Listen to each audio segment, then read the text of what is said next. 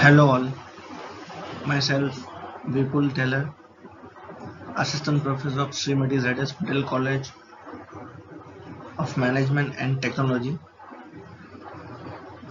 I hope आप लोग सब ठीक होंगे और रिवीजन कर रहे होंगे जो हम लोगों ने किया है जावा में और बाकी सब सब्जेक्ट में। हम लोगों ने लास्ट टाइम स्ट्रिंग के बारे में बताया था। मैंने आपको Java string, string buffer and string builder class मैंने पढ़ाया था और कुछ स्ट्रिंग की जो मेथड्स है वो मैंने बताई थी। स्ट्रिंग की बहुत सारे मेथड्स हैं और मैंने बताया था कि वो सिलेबस में अवेलेबल नहीं है, इतनी सारी मेथड्स अवेलेबल नहीं है, लेकिन कभी कभी वो एग्जाम में पूछते हैं। पूर्ण सिलेबस के मैंने पेपर देखे तो उसमें ये दिया गया है और हमारे पास अभी टाइम भी है थोड़ा सा, तो मैंने सोचा मैं थोड़ा करवा दूँ थोड़ा डिटेल में। तो हम लोग एक एक करके सारी मेथड्स हम लोग ने पिछले लेक्चर से स्टार्ट कर दिया था और आज भी मैं थोड़ी मेथड में बताऊंगा, ठीक है। इसलिए मैंने इसको नाम दिया पार्ट 2 एंड पार्ट 3 भी आएगा। तो ये सारी स्ट्रिंग की मैटर मैं खत्म करूंगा, शायद 25 जितनी मैटर्स मैं करवाऊंगा स्ट्रिंग में। String builder and string buffer भी है। String builder and string buffer के अंदर भी स्ट्रिंग की मैटर ही आ जाएगी, सिर्फ थोड़ी बहुत एडिशनल मैटर आएगी जो मैं आपको बताऊंगा कौन कौन सी मैटर एडिशन आएगी। बस थोड़ी बहुत एडिशन होगा, बाकी जितनी मैटर स्ट्रिंग की है उतनी method he string buffer and string builder के अंदर इंक्लूड है ही ऑलरेडी, राइट। तो स्टार्ट करते हैं आज का सेशन। कौन कौन से उसके मेथड्स है वो देखते हैं।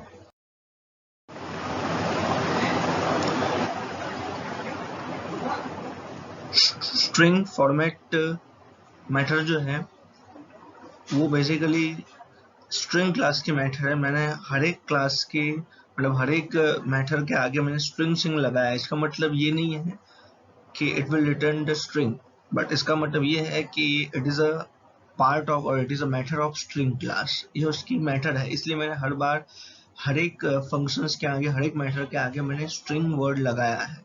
तो मेक श्योर इसको थोड़ा नोट डाउन कीजिएगा। रिटर्न नहीं कर रहा है, it will not return any type of string, but it is a member of string class, member string class method. और नेक्स्ट क्या करती है ये फॉर्मेट मेथड, तो क्या है, the Java string format method returns the formatted string bye given local format and arguments.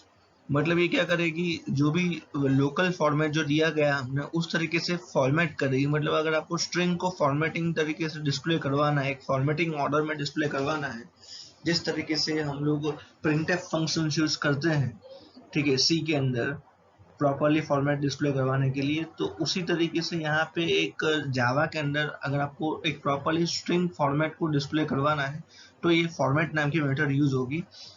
If you do not specify the local in string format, मतलब अगर आप लोकल नहीं बता रहे हो कि मतलब किस तरीके से आपको डिस्प्ले करवाना है, मतलब एक फॉर्मेट नहीं बता रहे हो, इसके अंदर आप पैरामीटर पास नहीं कर रहे हो, इसका मतलब then it use default local by calling local dot get default.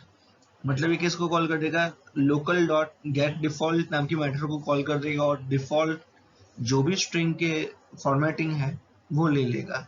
Default /n है, /t है, वगैरह वगैरह जो डिफॉल्ट है। जैसे मैं एंटर करूंगा तो /n आ जाएगा, टैब दबाऊंगा तो /t आ जाएगा। ये डिफॉल्ट जो है वो सब ले लेगा, ध्यान रखना ये। उसके बाद नेक्स्ट है, नेक्स्ट पॉइंट है, the format method of Java language is like sprintf function in C language and printf functions in in Java language. मतलब ये बेसिकली मैंने आपको बताया अभी कि किस लिए यूज होगा, किस तरीके से काम करेगा, सॉरी, ये काम करेगा एज प्रिंटफ एंड प्रिंटफ जिस तरीके से ही काम करेगा। मतलब बेसिकली सब एक प्रॉपरली फॉर्मेटेड ऑर्डर में प्रिंट करवाने के लिए ये काम आएगा।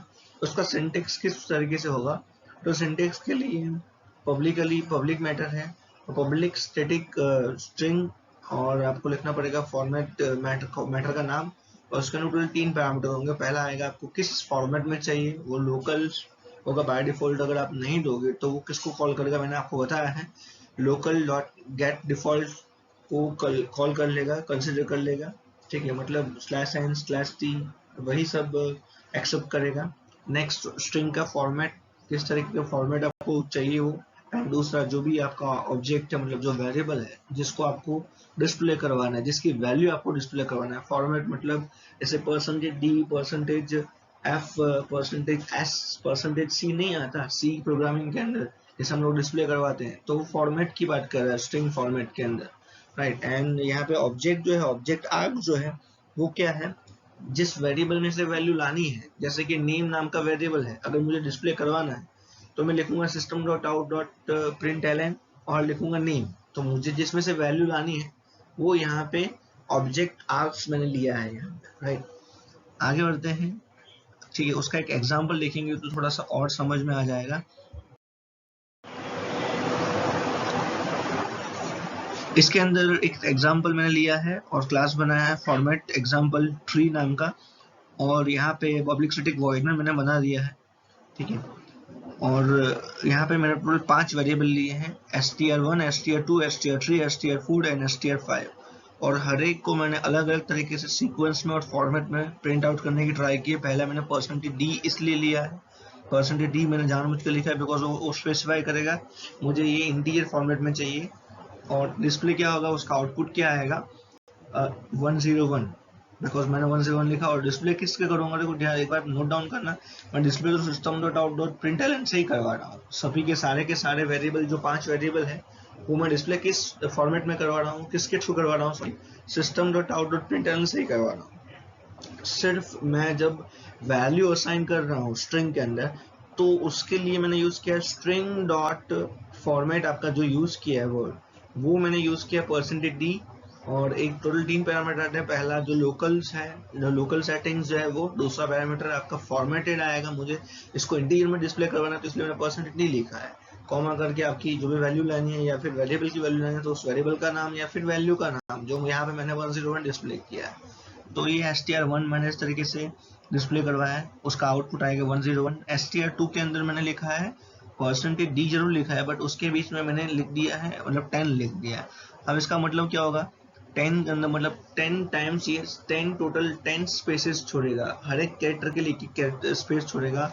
और अगर मैंने 101 लिखा है तो ये जो है वो डिस्प्ले कहाँ से स्टार्ट करेगा, मतलब असाइन कहाँ से करेगा, ये राइट साइड से असाइन नहीं करेगा, राइट साइड से ये स्पेस छोटा जाएगा, राइट साइड से पूरा स्पेस छोटा जाएगा, ठीक है।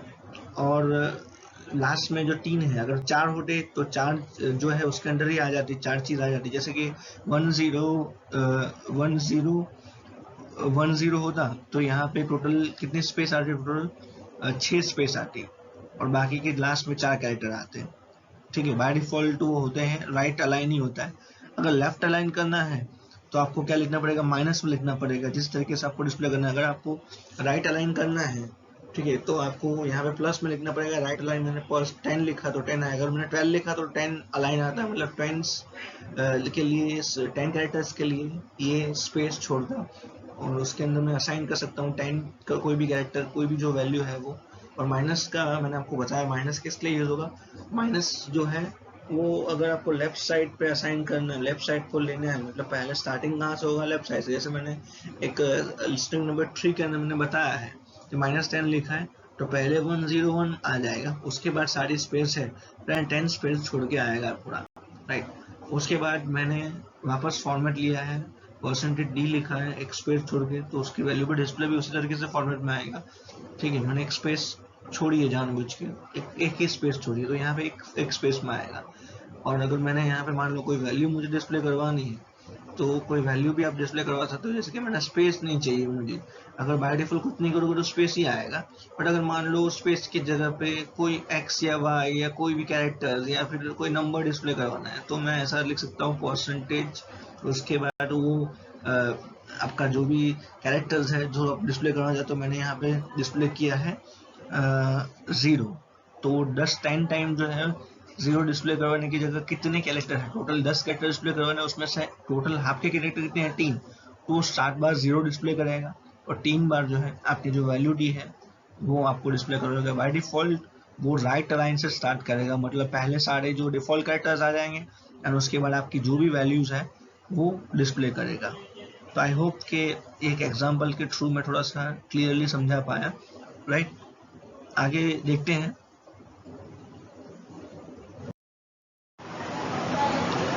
ये फंक्शंस जो है ये इम्पोर्टेंस फंक्शंस है, एग्जाम में पूछा जाता है।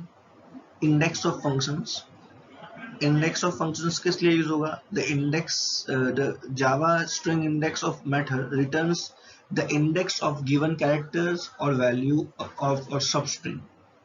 मतलब ये क्या करेगा, आप जो भी मतलब कैरेक्टर्स दोगे उसका वो इंडेक्स रिटर्न करेगा। इंडेक्स क्या होता है, जो मैंने आपको क्लास में बताया था कि इंडेक्स जो होता है, जैसे मैंने लिखा हेलो तो एच जो है वो 0 पे शो होता है, उसका इंडेक्स 0 होगा। फिर ई जो है उसका अगर इंडेक्स होगा देखा जाए तो 1 होगा। तो 1 2 3 4 इस तरीके से इंडेक्स जितनी भी स्ट्रिंग होगी वो कंटिन्यू चलता रहेगा, ठीक है। और बाय डिफॉल्ट जो इंडेक्स है वो स्टार्टिंग कहाँ से होगा, 0 से है। और अगर मान लो वो मिला ही नहीं है, मान लो कैरेक्टर मिला ही नहीं, if it is not found then it will return minus value, -1 value, right. उसके अंदर यहाँ पे टोटल 4 टाइप, उसके सिंटेक्स थोड़ी सी अलग है compare to the other function. उसके अंदर मैंने टोटल 4 सिंटेक्स बताई, तो उसके लिए रीजन है, एक वैलिड रीजन है, ठीक है। जो मैंने आपको सिखाया था फंक्शन मैटर ओवरलोडिंग में, यहाँ पे आप जरा चेक कीजिए, मैटर ओवरलोडिंग यूज हो रहा है, इंडेक्स तो फंक्शन सेम है, बट यहाँ पे उसके सिंटेक्स आप चेक कीजिए, फंक्शंस का नाम सेम है, बस पैरामीटर अलग है, पैरामीटर के टाइप्स अलग है एंड नंबर ऑफ पैरामीटर अलग है। पहला है उसमें कैरेक्टर है और एक पैरामीटर है, दूसरा है उसके अंदर 2 पैरामीटर है और है एक कैरेक्टर है, दूसरा इंटीजर है। तीसरा है उसके अंदर एक फर्स्ट जो है आपका जो फर्स्ट पैरामीटर है वो स्ट्रिंग है, ठीक है। फोर्थ वन है वो पहला पैरामीटर जो है वो स्ट्रिंग है एंड सेकंड पैरामीटर जो है वो इंटीजर है। देखो आपने हमने सेकंड जो देखा वो सेकंड वन के अंदर पहला इंटीजर था और यहाँ पे है इस केस के अंदर स्ट्रिंग है, दोनों में अलग अलग है। मतलब मैंने बताया था फंक्शन ओवरलोडिंग, हम लोगों ने समझा था what is function overloading, when more than one function exist in same class with different types of argument, different number of argument and different sequence of argument, then we can say that it is an function overloading। हम लोग ऐसे क्या बोल सकते हैं कि it is a function overloading, एक function जो ओवरलोड हो चुका है, ठीक है। और फंक्शंस का नाम सेम होना चाहिए। तो एक सिंपल सा मैंने एक एग्जांपल दिया गया है, मैंने दिया है इसमें कि किस तरीके से मैं फंक्शन ओवरलोडिंग कर सकता हूँ, और किया भी हमने, मैंने क्लास में बहुत बार ये बताया भी है, बट ये एक लाइव एग्जांपल दिया है जो जावा के इनबिल्ट फंक्शंस के अंदर पहली बार मैंने आपको बताया, ठीक है। Inbuilt functions, index of it is inbuilt functions, और यहाँ पे फंक्शन लोडिंग यूज हो रहा है, ठीक है। तो आपको पता चल जाएगा होगा कि एक फंक्शन लोडिंग है, फंक्शंस का नाम एक है बट उसके जो वर्किंग स्टाइल है, उसकी जो कंडीशन है, उसका जो काम करने का तरीका है, वो पैरामीटर है, सब अलग अलग है। आगे बढ़ते हैं, एग्जाम्पल के थ्रू मैं थोड़ा समझाने की ट्राई करूंगा तो आपके लिए बेटर रहेगा। इंडेक्स ऑफ फंक्शंस क्या करेगा, तो इंडेक्स ऑफ फंक्शंस का एक पब्लिक स्टैटिक वॉइड में मैं हमेशा बताऊंगा, तो मतलब मैं ज़्यादा उसमें एक्सप्लेन नहीं करूंगा। एक स्ट्रिंग ले लिया, स्ट्रिंग के अंदर मैंने s1 लिखा है और s1 के अंदर मैंने क्या शुरू किया, this is index of matter. मतलब मैंने क्या लिखवा दिया है, this is index of matter, मैंने लिख दिया, इंडेक्स ऑफ मैटर का एक लिख दिया और पैरामीटर पास कर दिया, और उसके अंदर मैंने लिखा है इंटीजर और इंडेक्स लिखा और उसके बाद लिखा s1 डॉट इंडेक्स ऑफ। मैंने आपको पहले से बताया है कि ये जितने भी मेथड है वो स्ट्रिंग के मेथड, तो स्ट्रिंग का वेरिएबल डॉट उस मेथड का नाम आपको लिखना पड़ेगा, इट इज कंपलसरी, राइट। तो s1 डॉट स्ट्रिंग का है वेरिएबल है s1 एंड इंडेक्स ऑफ उसकी मेथड है, और मेथड तो मुझे मेथड कहाँ पे है, वो कौन से इंडेक्स पे, तो बताएगा, और जो है वो रिटर्न कर देगा, किसमें स्टोर कर देगा, इंटीजर में। तो जब मैं डिस्प्ले करवाऊंगा उस इंडेक्स को तो बताएगा कहाँ स्टार्ट होगा, तो 16 पे होगा, चेक कर लीजिए, ठीक है। दिस लिखा है तो टी कहाँ, टी जो है वो 0 पे होगा, एच है 1 पे, 2 पे आई, 3 पे एस स्पेस 4, फिर 5 6 स्पेस 7, फिर और उसके बाद यहाँ पे 8 9 10 11 12 13 14 15 पे स्पेस है, और 16 पे आपका मेथड का एम पहले आ गया और पूरी की पूरी मेथड आ रही है, इसलिए ये डिस्प्ले क्या करेगा, 16 वैल्यू डिस्प्ले करेगा, राइट। आई होप आपको समझ में आ गया होगा इंडेक्स ऑफ मैटर का काम क्या है। इंडेक्स ऑफ मैटर का काम ये है कि जैसे ही आप, जैसे फर्स्ट अकरेंस होगा, जैसे ही वो वर्ड या वो वर्ड एक सिंगल कैरेक्टर या फिर पूरी पूरी स्ट्रिंग, दोनों में से जो आपको सर्च करवाना चलेगा। अगर आपको मुझे सिर्फ एम अगर सर्च करवाना है तो एम भी करवा सकता हूँ, तो भी वो बताएगा 69। पूरी की पूरी अगर मेथड करवानी है तो मैंने पूरी की पूरी मेथड भी मैंने आपको करके बताई है, ठीक है। मेथड अगर मैं सिर्फ एम रखता तो भी 60 नहीं आता, अगर ई रखता ई, तो फर्स्ट ई कहाँ पे आता है, मैं एक चलो बता दूं यहाँ पे। फर्स्ट ई जो है वो चेक करेगा जहां से फर्स्ट ई जो है, सिर्फ मैंने ध्यान रखना इंडेक्स ऑफ मैटर के अंदर मैटर लिखा हुआ है, उसकी जगह पे अगर मैं ई लिखता सिर्फ सिंगल ई, तो फर्स्ट ई जो आएगा वो इंडेक्स रिटर्न कर देगा फर्स्ट, राइट। और अभी जो मैंने सिंपल लिखा है वो जो है मैटर है, मतलब मैंने स्ट्रिंग दी है, इसलिए वो रिटर्न क्या करेगा 16।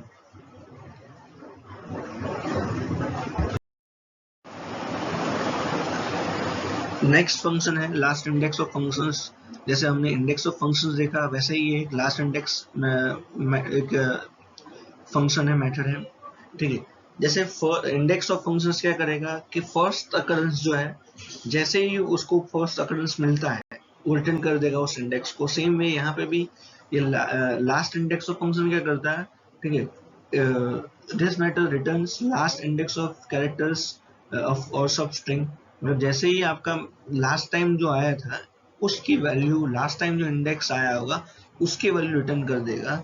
और सेम जैसे उसका है स्टार्टिंग जो है उसकी वैल्यू 0 से स्टार्ट होगा, the index counter start from 0 and if it is not found then it will this function return minus value, ठीक है। ये उसमें भी सेम था और इसमें भी सेम है, इंडेक्स ऑफ में भी सेम था और लास्ट इंडेक्स में भी सेम है, ठीक है। बस सिर्फ दोनों में डिफरेंस इतना है कि इंडेक्स ऑफ फंक्शन जो है वो बेसिकली फर्स्ट अकरेंस को कंसीडर करेगा, और ये जो है लास्ट इंडेक्स ऑफ फंक्शंस किसके लिए यूज होगा, लास्ट अकरेंस को वो कंसीडर करेगा।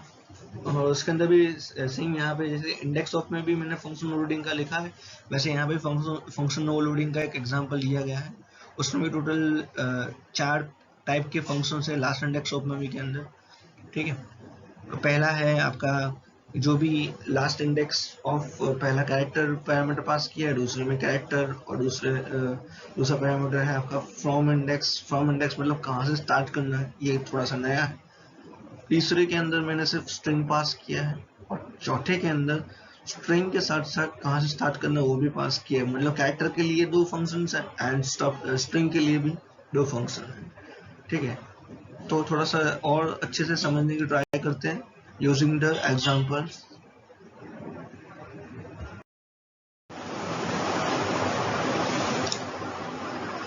इस एग्जांपल के अंदर मैंने एक स्ट्रिंग लिया है str, और उसके अंदर मैंने रखा है this is index of example, this is index of example. मैंने एक स्ट्रिंग ले लिया है और एक इंटीजर वेरिएबल लिया है int इंडेक्स नाम का, और इसके अंदर कॉल किया है लास्ट इंडेक्स ऑफ, और मैंने जानबूझ के लिखा हुआ है s लिखा है, मतलब मुझे रेस्ट फाइंड आउट करना है। स्टार्टिंग कहाँ से करना है, 5 से। अब मैं 5 से स्टार्ट करूंगा तो लास्ट टाइम मुझे s कहाँ मिलेगा वो मुझे फाइंड आउट करके देगा, लास्ट टाइम जहाँ पे मिलेगा वो मुझे फाइंड आउट करके रिटर्न कर देगा ये फंक्शंस लास्ट इंडेक्स ऑफ। तो आप चेक करोगे तो यहाँ पे s जो है वो बहुत बड़ा आ चुका है। अब स्टार्ट करेंगे 0 से, t से चालू करेगा, तो दिस इज के अंदर ही आपका s जो है वो 2 बार आ चुका है, ठीक है। दिस इज के अंदर एक दिस का जो s का जो लास्ट कैरेक्टर है वो, और इस का जो लास्ट कैरेक्टर है वो आपके पास आ चुका है। तो 2 बार कैरेक्टर्स जो है वो रिपीट हो चुका है। बट ये मैंने आपको बताया, क्लियर कट बताया है कि ये सब किसको कंसिडर करेगा, लास्ट इंडेक्स, मतलब जो लास्ट टाइम अकरेंस होगा सिर्फ उसी को कंसीडर करेगा लास्ट इंडेक्स ऑफ फंक्शन। अगर आपको फर्स्ट अकरेंस को कंसीडर करना है then you have to use index of functions, right, जो मैंने आपको पहले से बता दिया है। तो इस केस के अंदर आपको 5 से स्टार्ट करना है और फाइंड आउट करना है s को, तो आपका आउटपुट क्या आएगा 3, क्योंकि वो स्टार्टिंग कहाँ से कर रहा है, 5 से स्टार्ट कर रहा है, इसीलिए वो डायरेक्ट तीसरे पे ही आ जाएगा, तीसरे उसमें जाएगा, राइट, तीसरे कैरेक्टर पे ही आ जाएगा। नेक्स्ट आगे बढ़ते हैं।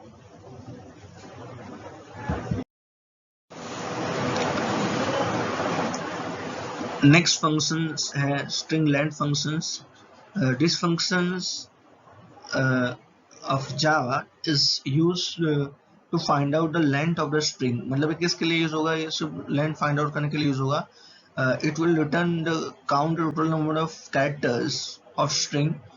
The string, the length of the Java string is same as the Unicode of the code, Unicode code units of the string. मतलब ये सेम होगा, जितने कैरेक्टर्स होंगे उतने जो होगा उसका उतना ही सेम यूनिकोड जितना ही होगा, राइट. मतलब सेम होगा, जीरो से स्टार्ट नहीं होगा, जितने कैरेक्टर्स हैं उतने ही होगा. जैसे फॉर एग्जांपल मैंने एक एग्जांपल लिया है, ठीक है, एक सिंपल एग्जांपल लिया है. फर्स्ट स्ट्रिंग के अंदर S1 के अंदर का जावा रखा है, दूसरे के अंदर मैंने पाइथन रखा है. दो स्ट्रिंग लिया है, S1 है S2. S1 के लिए जावा रखा है और S2 के अंदर मैंने लिखा है पाइथन. अब मैं लिखूंगा, जब मैं लिखूंगा S1.len तो डिस्प्ले करेगा 4. क्यों 4 रिटर्न करेगा सर? स्टार्टिंग तो 0 होता है. पहला क्वेश्चन ये होगा आपको शायद कि स्टार्टिंग तो सर 0 से हो रहा है, बट यहाँ पे कंसिडर नहीं किया जाता है. यूनिकोड से मैंने आपको बताया है कि ये यूनिकोड से स्टार्ट हो रहा है, इसीलिए आपका जो पहला कैरेक्टर जो स्टार्टिंग का होगा 1 से स्टार्ट होगा. टोटल लेन फाइंड आउट करना, राइट.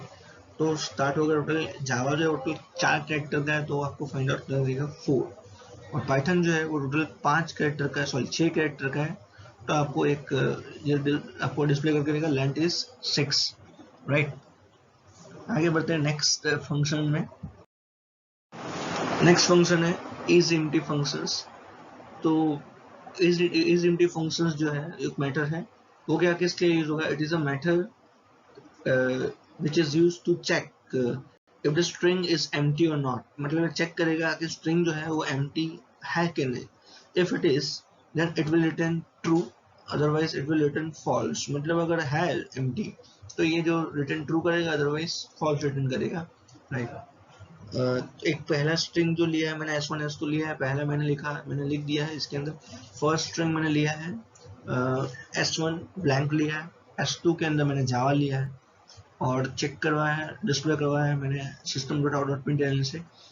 इफ S1.isEmpty अगर है तो रिटर्न क्या करेगा? S1 क्या empty है? Yes, then it will return true. और आउटपुट में ट्रू आया है, आप देख सकते हो.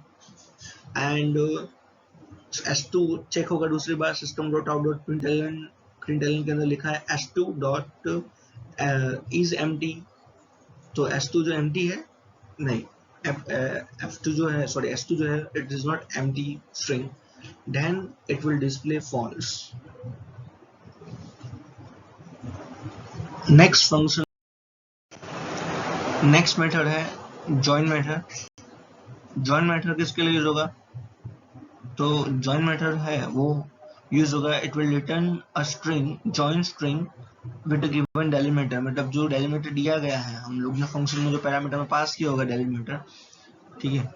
डेलिमीटर मतलब एक टाइप का सेपरेटर जो स्ट्रिंग को थोड़ा सा अलग तरीके से डिस्प्ले करता है, थोड़ा तोड़ता है.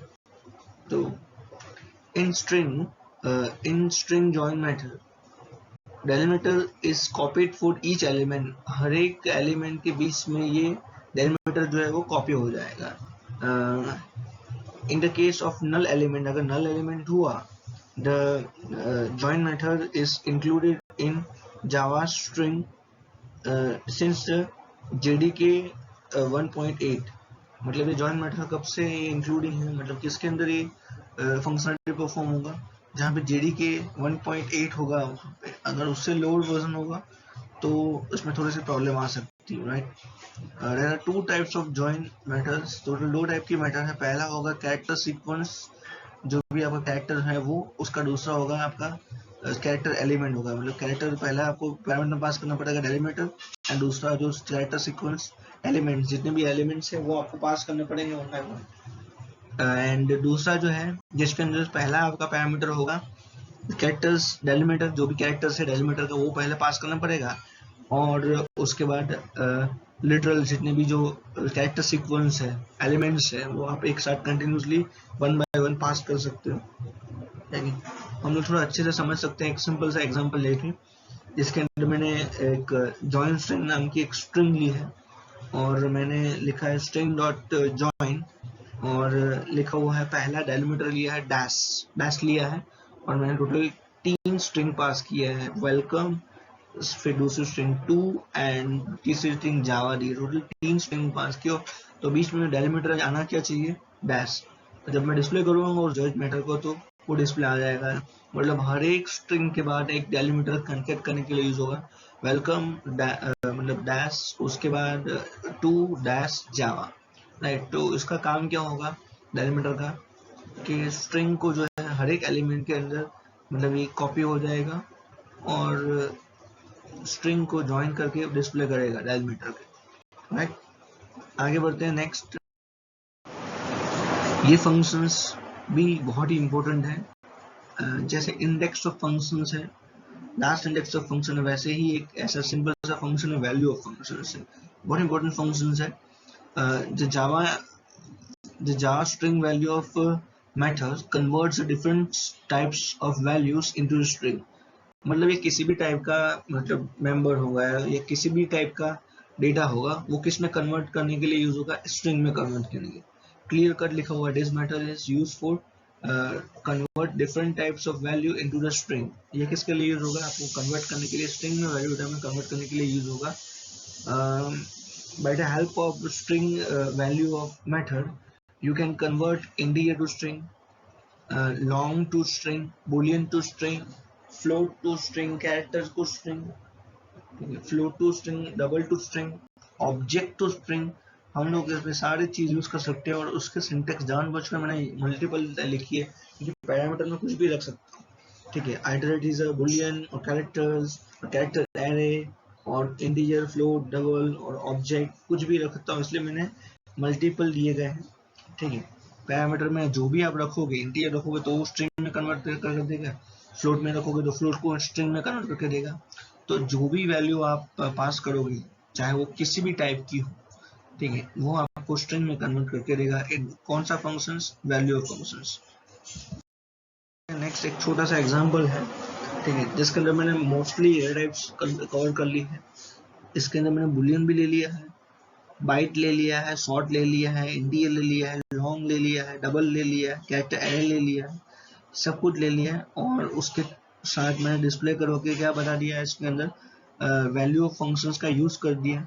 और वैल्यू ऑफ फंक्शंस के बाद मैंने यहाँ पे एक सिंपल सा वैल्यू ऑफ करने के बाद उसको वापस डिस्प्ले करवा के इसमें आपको बताया है कि किस तरीके से हम लोग using the value of functions किसी भी डेटा टाइप्स को आपको स्ट्रिंग में कन्वर्ट कैसे किया जाता है, मैंने आपको इस एग्जांपल में बताया है।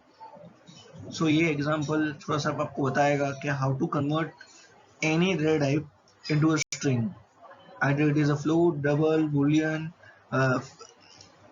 कोई भी डेटा टाइप्स हो या कैरेक्टर्स हो या फिर ऑब्जेक्ट हो, किसी भी डेटा टाइप को कन्वर्ट करने के लिए ये यूज होगा वैल्यू ऑफ फंक्शंस, ठीक है। बाकी की जो मेथड्स है वो हम लोग बाद में देखेंगे, ठीक है। मैं आपको ये बात बता दूं कि ये जितना भी हम लोग कवर अप कर रहे हैं ये हमारे पास एक्स्ट्रा टाइम है, इसलिए मैं कवर अप करवा रहा हूँ, ठीक है। अदरवाइज ये हमारे सिलेबस में अवेलेबल ही नहीं है, इतनी सारी मेथड्स अवेलेबल नहीं है, बट थोड़ी एक्स्ट्रा मैंने एडिशन कर दी है बिकॉज हमारे पास टाइम है, तो थोड़ा सा आप थोड़ा समझ लो, ठीक है। उसके बाद मैंने एप्लेट के प्रोग्राम करवाए हैं, एप्लेट मैंने लेवल डेमो भी दिया था, ठीक है। तो प्लीज़ उस एप्लेट के सारे जितने भी प्रोग्राम्स हैं वो प्रोग्राम को थोड़ा सा प्रैक्टिस करते रहिए, जैसे मिकी माउस है या हाउस है या फिर कोई टेम्पल है या कोई भी कोई एक डिजिटल क्लॉक है, एनिमेशन टाइप का कुछ भी बना के प्रैक्टिस कीजिए और मुझे व्हाट्सअप कीजिए, ठीक है। तो आज के लिए इतना ही, बाकी का जो है जितने भी मैटर्स हम लोग बाकी हैं वो हम लोग नेक्स्ट लेक्चर में डिस्कस करेंगे। Thank you very much.